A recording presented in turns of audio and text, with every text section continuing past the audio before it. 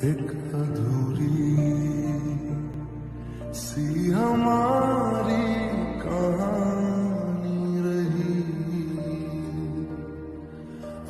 अगर मनुष्य को जिंदा रहना है तो पक्षियों का जिंदा रहना बहुत जरूरी है। कीटनाशक खरीद खरीद कर बर्बाद हो गया। उसका भी कारण पक्षियों की मौत ही है। पक्षी कीड़ों को खा जाते हैं। पक्षी जितने कम होते जाएंगे कीड़े उतने ही बढ़ते जाएंगे।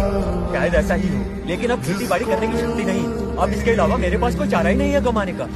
तो क्या पक्षियों को मारने वाले लोगों को जमीन दोगे तुम? यहाँ पर मनुष्य ही भूखे मर रहे हैं ना, तो पक्षियों की फिक्र कोई कैसे करेगा? रंग